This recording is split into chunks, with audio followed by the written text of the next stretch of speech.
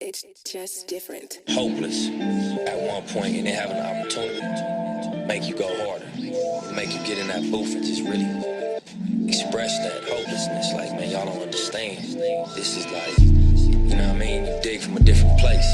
That bottom of your soul, that pit, homie, where you felt like the shit was, you know what I'm saying? You always wanted, but it looked like it was just not gonna happen. Shit, in your mind it ain't gonna happen, shit, it probably won't. I took some risks, some people probably won't. That's how we're grateful for the fruits of all my labor. Hard to live and know you sick, I'd rather be with my creator, thinking time's up. All right, welcome back to another episode of For Insight Podcast. This is your host, Mike Obi.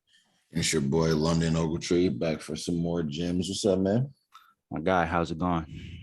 Nothing much. Enjoying this 3-day weekend. I'm actually surprised that I'm even off on Monday, but I'm excited for it. Yeah, sure enough. You enjoying this Texas heat? No, not at all. It's like I'm used to it though, after being here for like 14 years, but like you just know it's hot at this point. Yeah, just gotta manage it, get used to it. I don't know how people move from cold weather cities down. I don't know how you did it. You moved from Michigan down here, boy. All right. Cause it's like in Michigan, it's hot. It's like 97, but like here it's like can't breathe hot. Like you gotta just get used to it, or you just can't go nowhere. Yeah, I mean the humidity. I always say it's not just the heat, but it's the thickness of the air. The air quality is terrible, and so it's just hard to breathe out here. But you got to just manage one day at a time. All right, time for a special intervention episode. And I ain't gonna hold you. The future of the podcast may never be the same after today, bro. So one of the most first off, before we get into that, obviously we appreciate everybody who continues to support us, continues to rock with us, send us your feedback, engage with us on social media. We appreciate y'all and continue to show you support by giving us a 5-star rating on all your listening platforms, including Apple, Anchor, and Spotify, and subscribe to the YouTube and get all the gems whenever they drop. All right, so one of the most pressing matters of modern culture is men's mental health and their emotional maturity. We're actually in June, which is Men's Mental Health Awareness Month. So I think this episode is kind of timely in a way. One of the things that, with men's mental health is just them being able to, kind of manage their emotions. So just on that aspect, what do you think about that? I definitely think that men's mental health is very important. But like I say, I don't think a lot of people outside of men think that we should, even men, we don't look at it like we should, like our mental health doesn't matter because we are men. So we have to kind of keep that tough approach. And like a lot of women might say, we would love to see a man cry or see our man cry and be vulnerable, which at the same time is like, on the flip side, you might think of it as being weak or that man is weak. So it kind of makes that man kind of look at it a little differently and like, okay, I can't show this side to her or show to my friends or whatever, because they might look at me as like this. Then that might make you go into your head and kind of think on a deeper level and kind of just make you sad on the inside. And then you just keep mentally just messing with your head. So you have to kind of get comfortable in your own skin and just try to be you as much as possible. But I do agree with you can't really be as emotional as a man. But I mean, how do you kind of feel about the emotional side of it? Well, for me, I think you're absolutely right. And just kind of, it's very difficult for a guy to, have emotions or to have things go on in his life because, there's so much of the upbringings of many men, so much of the culture is like you just talked about. If you are a guy who cries, let's say, or who complains or who has an issue and you talk about it, it's like, stop being soft, be a man, right? Like that's some of the words that you hear used, man. Why you being such a girl? Stop being a B word, man up. So it's all those little things where it's like you kind of have to suppress your emotions, right? Now, I think the unfortunate aspect of it is that guys have a tendency to bottle it up, kind of bottle their emotions up, bottle what's going on, and they just leave it there. And I always said that that's the worst thing to do. A guy who's kind of had his little things with mental health here and there, like the worst thing for any person in general, not just men, but any person who has something going on is to just keep it to themselves. And, I always say depression and sort of negativity thrives in silence. Whenever you don't let things out, when you don't let it, kind of be talked about, when you don't process those emotions, it just kind of builds and festers, and then it leads to worse problems down the line, is my opinion. You think okay? That's a good opinion because like for me, I don't feel like everybody wants to hear other people's problems. Mhm. So for me, I think I'm just comfortable with like knowing that I can get down and then coming out with it stronger because I've done it for so long. I Mhm. don't take it to the extreme, like when I just go and sit in their house and close my blinds and just never come out. But if Mhm. I do that for like say a night or something, listen like to like R&B music or whatever music and just chill, I come out the next day super motivated. So for me, it works for me just keeping it bottled in. So I'm like, I know if I tell somebody these problems, they're not either one going to fix what I don't like about them doing that, or two is like they're gonna say, like I say, you look like a B word or you look like you soft, so stop crying about it. So I personally think I just hold it in and say I get it together myself. But I do definitely think men's mental health is something that we need to kind of take priority more, and like it's okay for us to kind of show that side. Yeah, you're right. And I mean, what you said, I'm like that as well. Like I got to a point. I didn't always have that ability. I got to a point now where it's like like you said, I have that ability where when things do go on, I know how to channel it. I think many guys, many people don't understand what that process looks like or have never had to go through that. Right. Right. So like for me, when things go on, I already know, okay, what are my outlets? Okay, boom, I just go straight to them. Right. If it's talking, I'm comfortable talking to myself. Like I know some people might think that's weird. I'm like, that's my way of processing things, right? Yes, normal to me. You know what I'm saying? Like, even I'll go out for a drive and I'm just, okay, what's going on? Like, is there anything I'm thinking about? And I just kind of write it out, or I'll kind of just, talk about it while I'm driving. And it kind of makes sense. That's my way of letting it out. Cause I do think what you said, as far as the world doesn't want to hear about our problems, right? The world doesn't want to hear your problems. They don't want to hear your excuses, right? That type of thing. That is true. It's maybe unfortunate to some, but it is the reality, of the situation. And so with that, you have to learn how to manage what's going on in your life. And so for some people, they have that ability, they've learned that, they channel that. For others, it's not so easy, or it's not so doable, right? They either never learned how to, or they're just not in the mind space to be able to do so. So that's where I stand on that, I think. All right. So now, we were in the gym recently, L, and one of these issues came up, and it seems that Mike has a bit of a vulnerability issue because I told you I have my guard up when it comes to relationships and with people in general and interactions. Yeah, he So does. He does, guys. He has a pretty to me, that's why I kind of want to lead this right here and kind of narrate and kind of go through it and kind of see like how we can have an understanding and see if we can make him open up and see what the fans think of it. And if I think what was the poll that we had? It was, do you I think we're gonna get there, but I think when we get to that topic, it was to me, I felt like he was closed down about it, but we're gonna get there. But yeah. yeah. So So basically, you go. yeah, so like L just said, so this is gonna be a first, where I'm kind of, mostly I'm out here being the point guard out here and just kind of distributing, setting L up, setting people up, setting guests up, as best I can to kind of make this thing flow as smoothly as I can. I'm a person who just kind of likes to sit back and listen, but today I'm gonna let L kind of take the lead and see what he has to ask me, and hopefully this is a good experiment and a good thing that can help other people go through the same thing. Yeah, so let's start off with the whole why do you think you have your guard up and why you aren't vulnerable to certain situations? Yeah, it's a good question. So I always say that first and foremost, it starts off with my upbringing and how I was raised. How I was raised isn't just with my family; it's with the people who came in and out of my life, teachers, coaches, mentors, friends. Even friends when I was younger, up into the friends that I have now. Um, I always say that the nature that kind of developed in me was that I've always known that I've had a warm heart and like I'm a warm natured type of human, right? I've always said that, been told kind of like, Mike, you're such a good person. Mike, you're so nice. Mike, you're so good.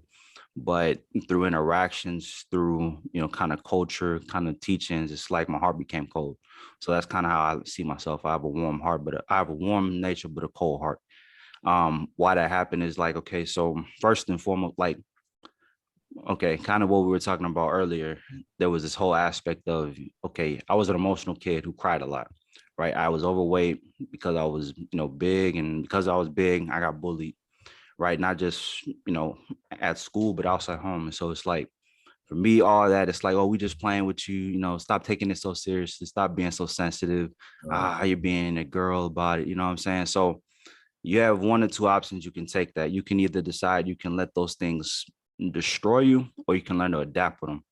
What I decided to do was just adapt. So my whole thing is, okay, instead of being emotional, let me just keep shit to myself and just figure out how to navigate it, in my own way, to answer your first point.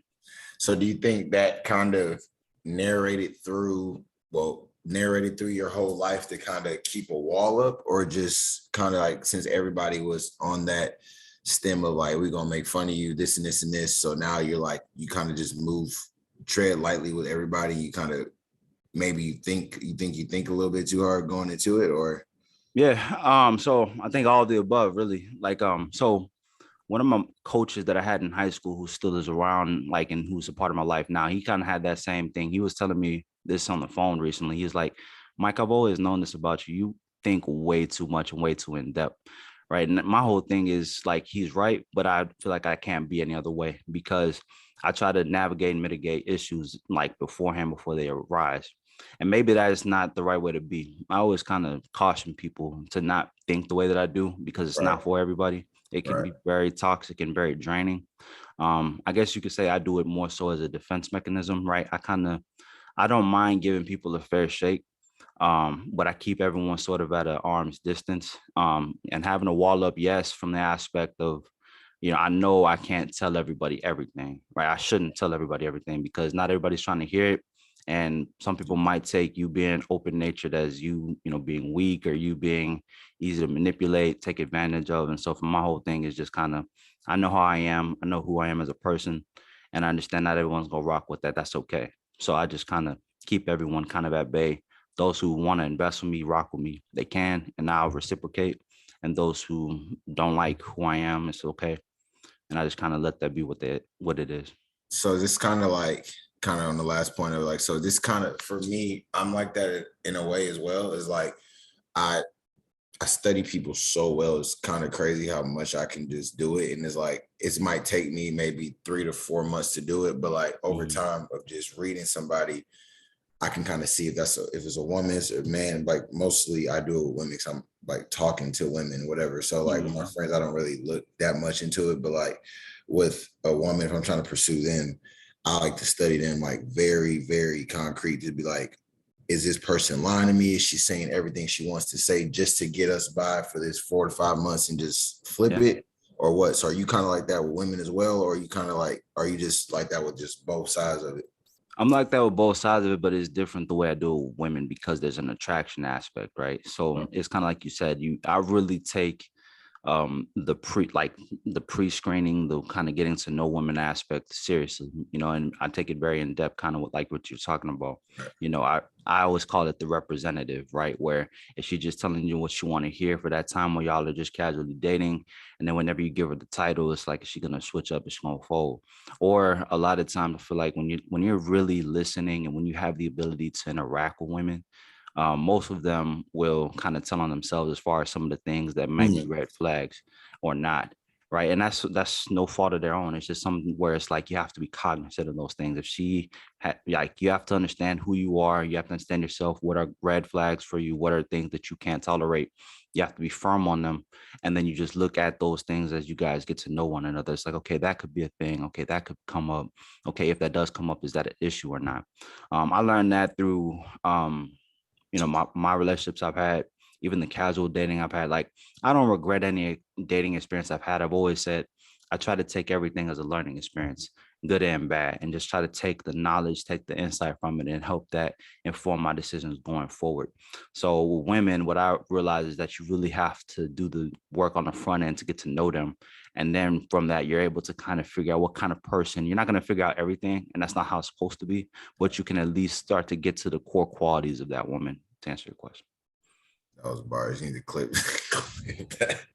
That was a good one. I like these conversations, man. I have a lot in this head that goes on. Oh yeah, you I like waiting. to learn. So Yeah, you must have been waiting for this. We've been waiting for weeks to hear this. Yeah, I say this. So kind of transitioning over to kind of what we've been talking about all week. L and Obi, we're gonna have a debate on what truly is the look of a man that is healed and at peace. Yeah, Do absolutely. you think that do you think you can have a wall up and be fully guarded and Mhm. still be healed and at peace? Yeah. So I feel like I'm a person who embodies that. So some of the relationships that I've had in the past have caused me to not be at peace, right? And like, okay, for every man, especially, I know men, we love very, very differently than women, I feel, right? When a guy fully invests in a woman and then it doesn't work, let's say she breaks his heart, like let's say she cheats on him, let's say infidelity, disloyalty, like disloyalty, I think for a man is the worst thing that can happen. Like better, like worse than, okay, a woman who's verbally abusive, even physically abusive. A woman who shows disloyalty, it's like that's the one thing that'll really shatter a guy's perspective on women. A guy will never be the same after that, right? So that's just one aspect. So I think every first relationship a guy has that doesn't work, he kind of has to process that through his head. Like you've talked about the first woman you talked to and how that kind of changed your perspective. I think that was the same thing for me. It wasn't very long, but that experience, I always say I could take that and that could be worth a lifetime of experience the way that unfolded, right? Without trying to dog the woman or anything, but just I took that first one and that really kind of, it took a long time. It took a while to kind of be able to come to peace with it. It took really reflecting and being able to see, okay, what went wrong. First off, of course, what most guys want to do is, they say, oh, it was her fault. What did she do? What did I not do? Right? It's everybody but me. Then once you start to get to a point where you realize, well, that's not the best way to kind of look at it. Okay, now you have to really strip the card down. Okay, from beginning to end, what changed? What went right? What went wrong? Right? I had to do those things. And from that, you're able to kind of find peace and heal. Right. And I think that was the process I had to go through. So now with me being healed, one of the things I had took from that relationship and I learned was you can't be fully vulnerable and invested right off the bat. You kind of have to let that come as you guys get to know one another. That's my perspective. And see, I kind of go back and forth with it because I'm like you in that way. Like I feel like you shouldn't open up too much because somebody can overplay their hand and they can use it against you. Mm-hmm. But at the same time, I'm like, doesn't that come from basically from a person who's basically trying to say that they're not healed or physically able to take that pain anymore? So to me, it's like, are you fully healed or are you like in a way? But I get it because I'm like, I think once I went through that first relationship with my ex of 6 years, everybody else after got the whole, I'm not letting nobody in, I'm not letting nobody whatever. And I'm like, I don't get past the 5 to 6 month mark because like it just, I keep sabotaging it in a way because it's like you always think about that hurt that you did go through. Mm-hmm. And then you kind of, once you learn yourself and then you just finally like, I think I'm 92% healed, I'll say, to the point where I'm ready to go and let somebody in early. Mm-hmm. And like, if they do fail me, I know that it was a chance of that could happen, but I'm trying to learn myself to let somebody fully in and just, because I know a lot of people tell me I wasn't fully healed or it seemed like I wasn't at peace. So I think me and you have similar minds about it, but it's just like, I don't know who will open up first, me or you. Well, I think it's a fair thing to ask, right? Are you fully healed if you have a guard up, or is that the right way to be? I think it's all a maturation process and a metamorphosis, right? There's no 100% clear-cut way to be. It's all about trial and error, right? And one thing for me that I think helped me was seeing it from other people's relationships, other people's perspective, not just my own. What's the saying that a wise man learns from others' mistakes and others' experience, a fool learns from his own. So I had my experience, I had mine, but I'm like, well, maybe I was an outlier, maybe I was an anomaly. So then I started looking at other people's relationships and I'm like, okay, well, this person had the same outcome. Or I'll start like when someone breaks up, like I was always the type of friend where when things go, shit hits the fan with other people, I was always kind of there for them. I've always had that ability. And I was pretty good at it. So when I'd have guy friends, girlfriends, kind of their relationships would come and go. I'm like, are you good, first of all? And then what happened? And, from the guy's aspect, they, tell me what kind of unfolded. And a lot of the core principles came from either over investing, over playing their hand, over, being overly emotional, overly vulnerable. And then from a woman's aspect, it's kind of the same thing, right? Of well, something changed. And then I'd be like, okay, well, what happened there? I need more. And then like she'd be like, well, he started acting different. And it just I lost the attraction to him, right? Or he started getting insecure.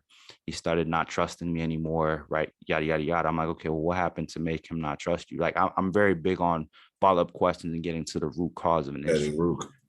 So just I feel like we was honestly like meant to meet at like this is crazy because like honestly Right. that is kind of how I am with a lot of people. I always tell like women if I'm talking, they're like, why are you so different? I'm like, I'm not. I just to me, I start from the bottom down, like from my kid roots. I don't go too hard at the kid root unless you let me in.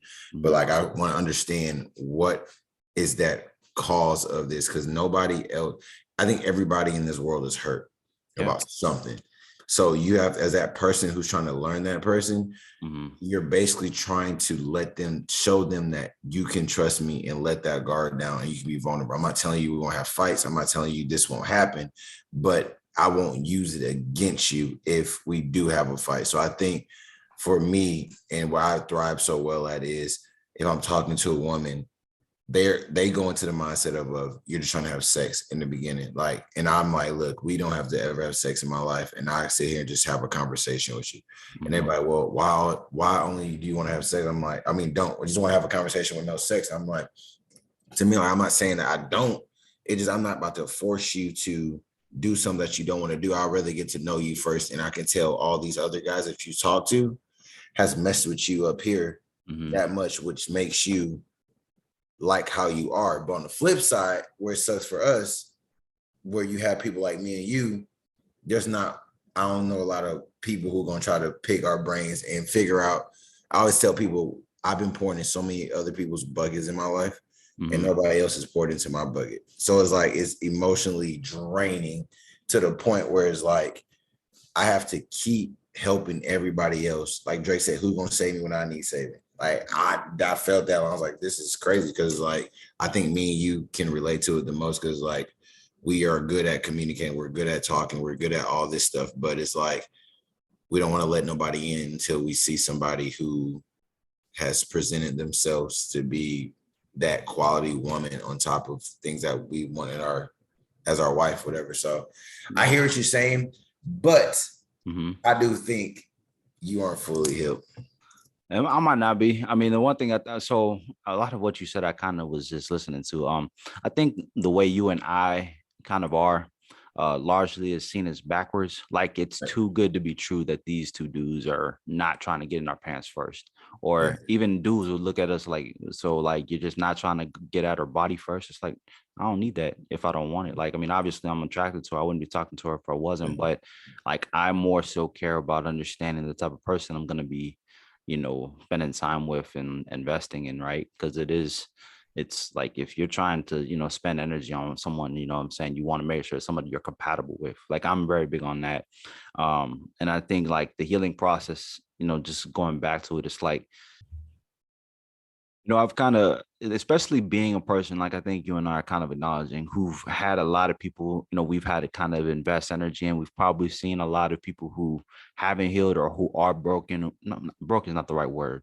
They've had cracks in the armor that they're not acknowledging, and they're just trying to bandage them up rather than fully letting them heal. Right, a lot of fractures that aren't being repaired.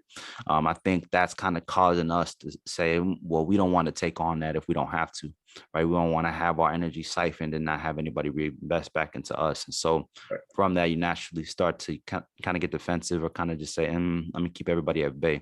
The reason why I say I healed is I feel like if I wasn't healed, my opinion is that I wouldn't want to be in a relationship like again. Like I'd be like, nope, I don't trust women at all. And me not trusting women at all, I don't want to date them. I don't want to be around them. I feel like the fact that I feel comfortable being able to be in a relationship again and being with a woman and like understanding dynamics, like opening myself up to be in a relationship, open myself up to go on dates and all that other stuff is why I feel like I healed. Now, obviously, I'm not perfect, right? And maybe more so it's about being skeptic of being betrayed or having disloyalty happen again. Like I think it's more so that where it's like I'm a little bit more cognizant and like it's almost like, do I anticipate bad things happening more so than like it working? Maybe that's more so what it And I is rather think than me not being healed. So and I was talking to somebody about this yesterday. I said, so you self-sabotage, and do you think, are you unemotionally unavailable? That's what people tell me. So I'm Yeah. just, so I think that's what it, maybe you are healed, but now I think you just think of something's going to happen the worst. And then instead of just letting it happen, and if it does happen to go bad, just be like, I'm strong enough to get through it again because I've did it. I think the hardest thing to do first is get over that first in love. I don't know if you've been in love. I've been in love. That stuff hurts. But it's like, once you get over that first one, Mm-hmm. I'm not going to say the other ones aren't going to hurt, but like, you're going to say, well, I've been through it before. But I actually watched a TikTok. They said the first person you date is probably going to be the worst relationship you ever, like the first, they say you have 3 loves. I don't know what it was. I think they said the first love was, you're going to like hate love. You're going to hate, like, I don't want to do this no more. And they said the second one, I forgot what the second one was. Yeah. But I think the third one was basically saying like, the third one was like, this is the person, like the second one basically is like, you took what you learned in the first one. And then the second one, you basically took what you learned from the first one and then make that work. And if that doesn't work, you know how to narrate through your relationship. And the third one, if you do get to that third one, is just like, that's going to be the full package of what you learned from all 3 of them. But I think the first one is the hardest because it's like, you've never seen it before. It's kind of like school is like, okay, if I don't see this by the end of the year of school, you're going to be more educated on that topic than you were in the beginning. I think that's how relationships are. So Yeah. it's No, I kinda agree with that. hard. I agree with that. I think if I look back at my relationships and my experience, it's kind of the same thing. Like you go to that first one and you don't know what relationships are. Like I talked about in the previous episode. I didn't know nothing. I didn't have a good relationship with my peoples at the time. So it's like I wasn't gonna go to them and ask them for help. So it was a lot of just kind of thinking on, okay, how would it go in TV? What's the right thing to do from that aspect? Which you're shooting yourself in the foot in that aspect. And so then that happens, that goes, and then that comes and goes. And then it's like the next relationship or the next kind of interaction you have, it's like, okay, what do I not want to do that I did in that relationship? Right. You kind of Right. take on that second relationship from the aspect. You're looking at it from the lens of the first relationship rather than giving that person a fair, clean slate. And that's honestly unfortunate that it has to go that way. So I think most people's second relationships, so there's that next relationship honestly gets mostly self-sabotage from the aspect of the first one. The demons of the first Yes. one Yep. corrupt the next one. You know what I'm saying? And I think once you get through those first 2, that going forward, if you really do the work to heal and to learn and you keep an open mind, you kind of say, okay, this was the good, this is the bad. And then you can kind of take that. You don't need to have like 10, 20 different girlfriends to really understand like what you are, who you are, and what you are willing to tolerate. What are your strengths? What are your weaknesses? You just need a couple solid experiences, in my opinion, to really start to build your character up. And then from building your character up, you should find someone who is compatible with you. When you find someone who's compatible with you, you guys can build a relationship. A relationship can build into a marriage. Marriage can build into a life and a family. That's the way I see it. Bars. Y'all heard that one. All right. So a man who is healed but is still guarded is he's truly at peace. We kind of talked about that just now and then. Forgiving the past and not letting it define you or your future.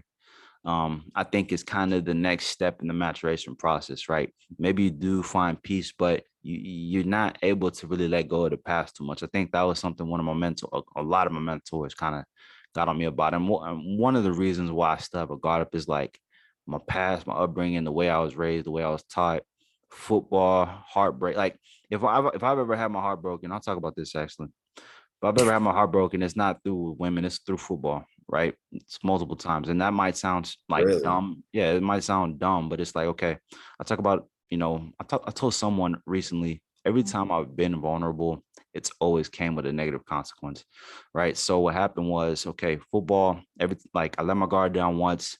I lost my starting spot. I got moved down to B team. Happened in high school. I got vulnerable again, gave myself to the team.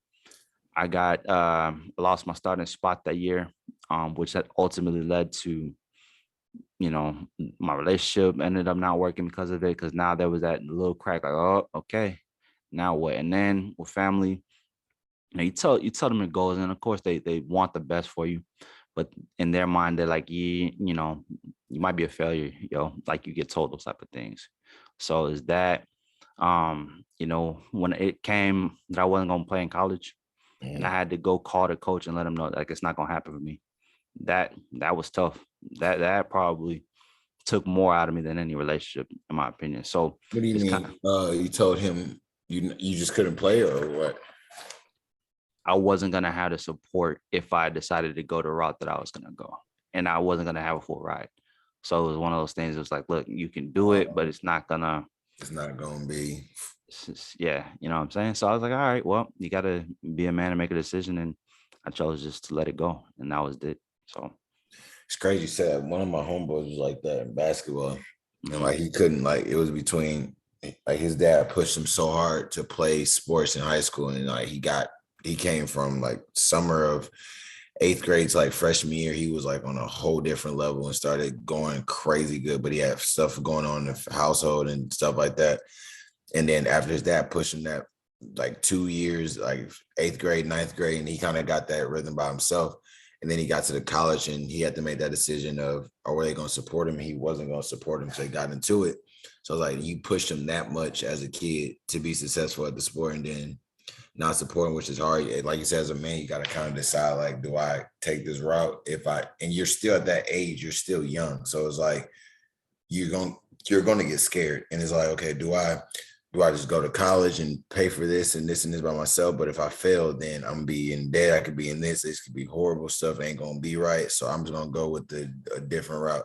And then It's not even that. Worst off, you're gonna have to hear it when it doesn't work. You're gonna have to hear it. That's the worst thing.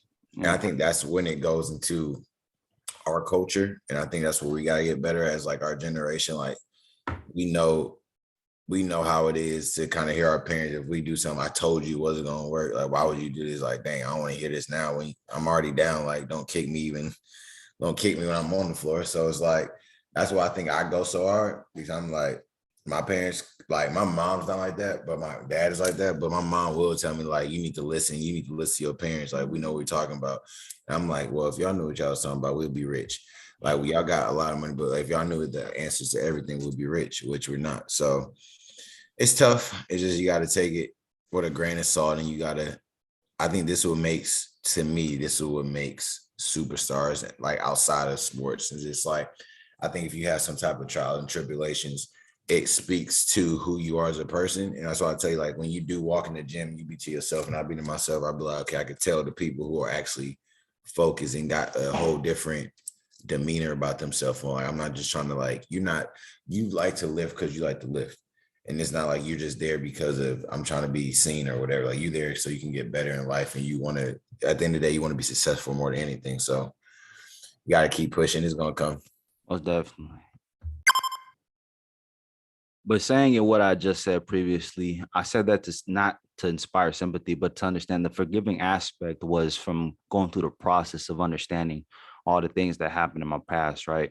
You know, feeling betrayed, feeling hurt, feeling annoyed, feeling aggravated, holding resentment. You have to kind of learn how to forgive those things and not let them define who you are as a person or as a man, right? You know, like adversity, obstacles, they're going to come up in life. But, you know, the main thing is just to look back and say, okay, what are the lessons that I could take from them? And just kind of cleanse yourself. Obviously, you know, remember that these things happen. And the reason why you are the way you are is because of your experiences and because of the things you've gone through. Because we all go through things. As much as people try to minimize them, you know, what happens to people does happen. And everybody goes through, copes and processes things differently. But the key for me is just being able to understand, like, not letting any one thing be your defining moment, but just the way you live your life, the way you build yourself up, be what your legacy is at the end of the day, and let that be what defines your future. Yeah, I agree a lot. I can't even kind of up that one. So all right. So number 8, L, talk about number 8 with it.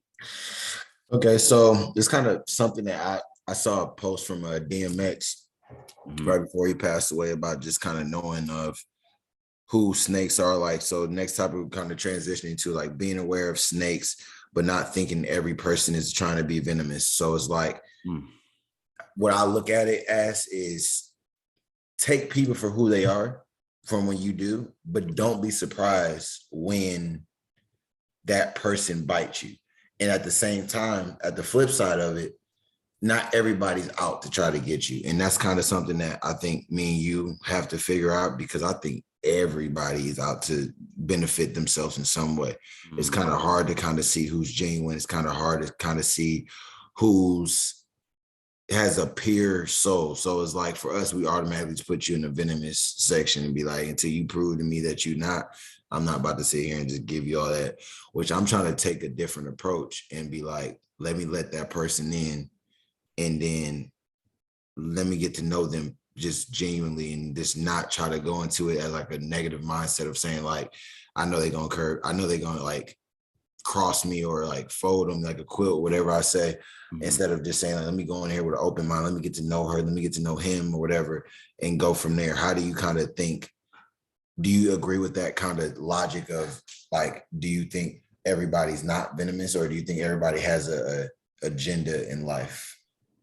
Everybody has an agenda in life, but that doesn't mean that everybody is venomous, is the way I see it, right? Everybody has the thing that they want out of life. And, we're all here. The reason why we have friends is because it should be a beneficial relationship. Everybody has what they bring to the table, but at the end of the day, our common goals are what enables us to have connections with people. Obviously, some people's wants, desires are maybe more for self or maybe more selfish than others, and those are the people you kind of have to watch, especially someone who can be easily influenced to betray people, right? So my thing is, what's really a person's overall intentions, right? What are you trying to get out of the relationship? What are you trying to get out of the interaction? So the way I kind of move is like, I give everyone a fair shake. I give everyone a chance, right? And then through their actions, through the way that they walk, through the way that they interact with me, that'll inspire me to, maybe open up to them a little bit more, or to have more loyalty to them, or to maybe be able to say, okay, I can do more things. I can rock with them, easier than maybe this other person who I'm just acquainted with. There's a big difference between someone who you're friends with and someone who you're acquainted with. I think that's the main thing people have to realize. Not everyone's your buddy and not everyone's your friends. Doesn't mean that they're bad people. It just means you can't tell everyone the same thing. You can't have the level of trust with the same people, is my thought process. That's real. You can't. And it's like, everybody thinks, I think that's a lot of people's problems. They get cool and they have a conversation with somebody and they think they like the best of friends. I'm like, no, y'all just had a good conversation. Y'all are acquaintances. Like, just let it grow. Same thing I say with women. Like, you got to let that 6 months to a year grow. Like, same thing with dudes as well. Like, I'm not about to sit here and just say you might just that quick. Like, let me get to know you. Let me see, like, whatever can you handle. Some days that I don't like talking to people, or some days, whatever, like, because we all have emotion. That's why I was like, it's so rare that like me and you just clicked off the rip. So I be knowing when you in the mood, I'm in the mood, we just keep pushing. And then we leave and we good. And I think that's how I'm with all my friends. I'm like, okay, they know that I'm not in the mood. I know he focused. Okay, let me just let him do his thing. But I think you just can't. It's hard to, I don't know how to explain it. It's hard to like. I think it's hard to find a balance, or I think it's hard to kind of differentiate the two, or what are the qualities where it's like, this is a person who maybe just needs their space and needs their time, versus a person where it's like, they have a maybe ulterior motive that you're not privy to, right? I think the main thing is always kind of like keeping the friendship kind of fresh and new, and like, okay, yeah, that was yesterday, but what's today? And kind of always, being able to evolve with the times and with different things as different things happen, right? Like, sometimes people let their jobs or like different statuses kind of influence them. I think one thing about you and I is we don't have an agenda, I think, is my thing. Like, we're not trying to get at this person because of X, Y, Z. It's like, hey, if you rock with us, you rock with us. If you don't, you don't. The guys who I'm friends with, two of my older mentors, two of my older friend, like, they're like older brothers to me, right? Other than my big brother. The reason I think we all rocked is because we all had similar backgrounds, and neither one of us wanted anything other than, hey, me and you are compatible. We like the same things. And then naturally we start to kind of gravitate towards one another. And I think that's what kind of builds the healthiest of friendships. Not, oh, I'm trying to force feed this interaction, this relationship. I think is kind of how people get caught up in with the wrong crowds, with the wrong friends. And then on top of that, they don't know how to detach from that. They don't know how to say these people aren't good for me. These people can get me in trouble. People can put me in compromising situations. So maybe I shouldn't be a part of this group. It's like, I'd rather just conform, and then conforming, they get caught up, getting screwed at the end is my process, or what I think. Yeah, 100%. There's actually this is a side note, but there's a dude at the gym that talked to me and Blake. Yep. Blew my mind.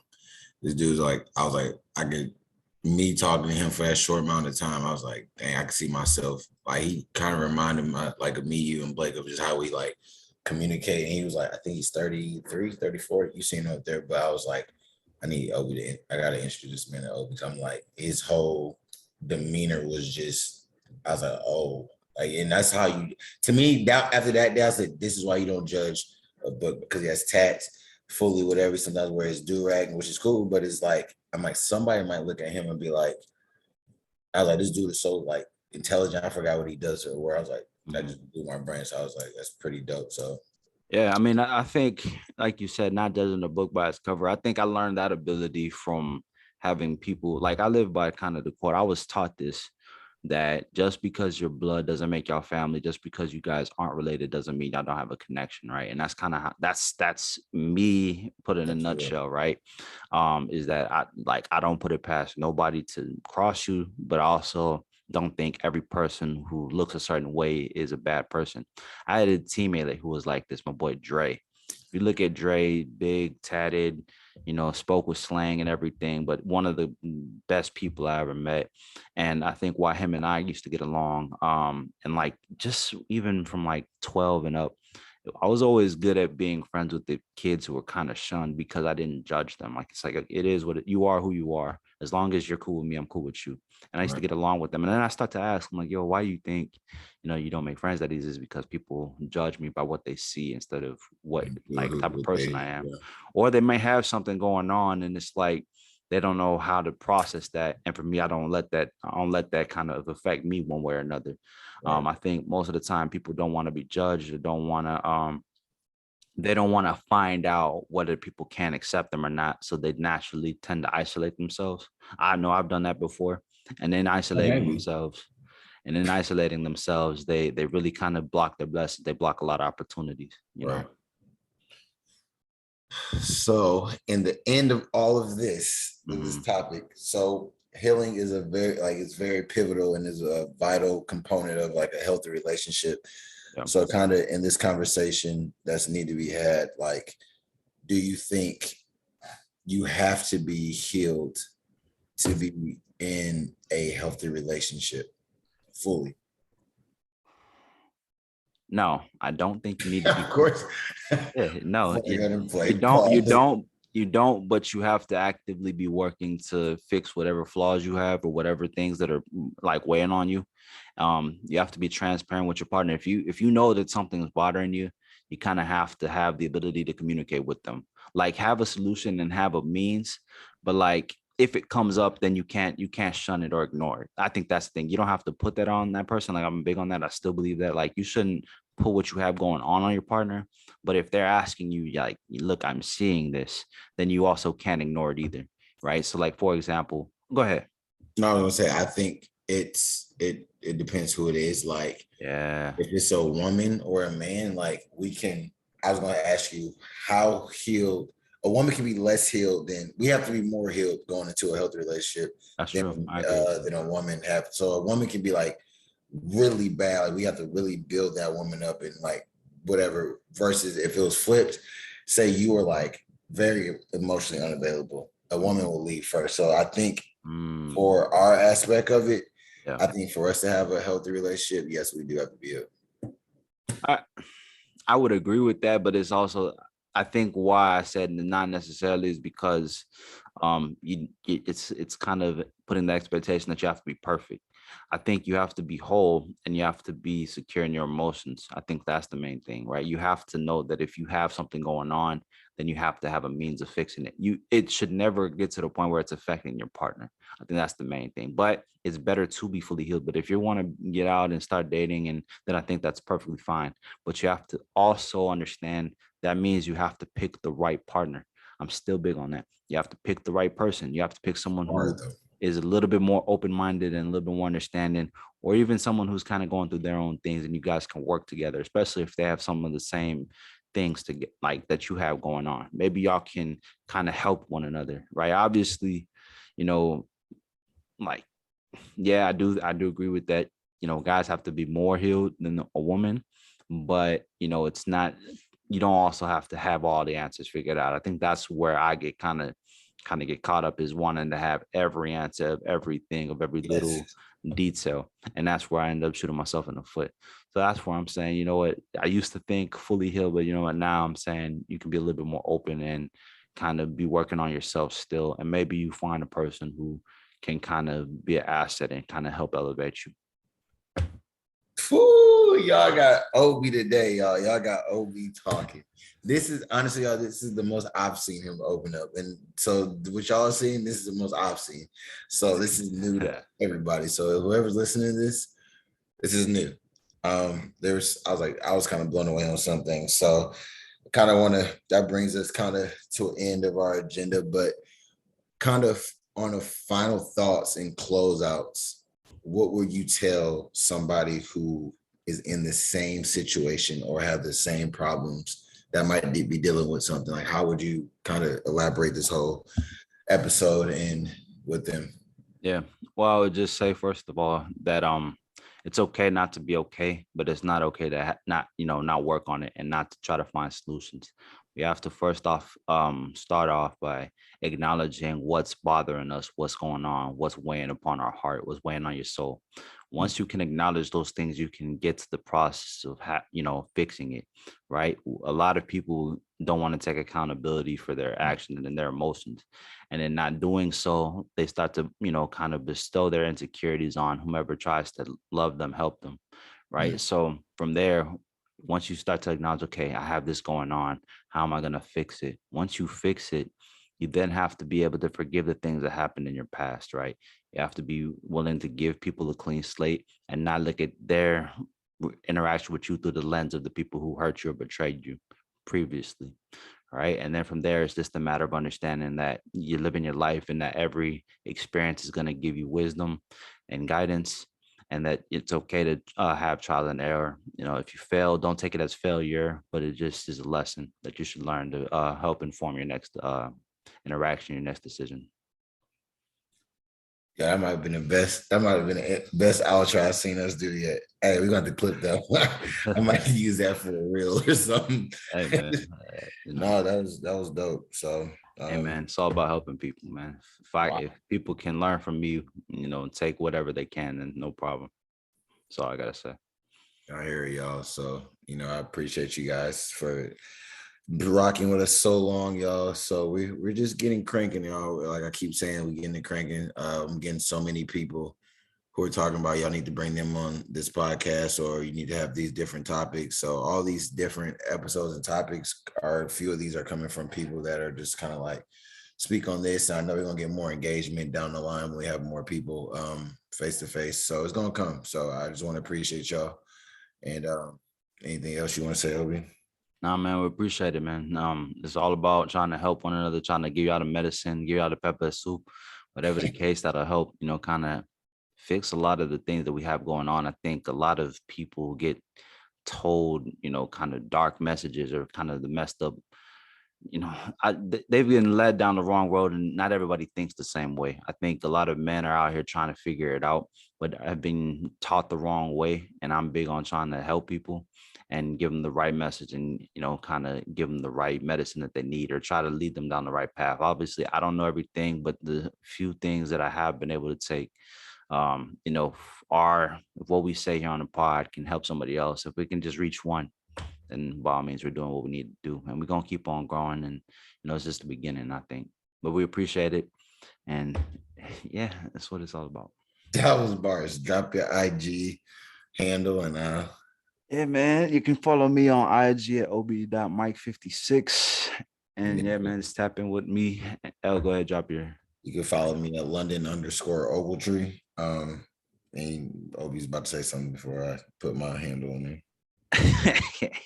Make sure y'all spell L's IG correctly. I don't want him complaining to me about it no more. Yeah, You they know, don't misspell it, so it's cool.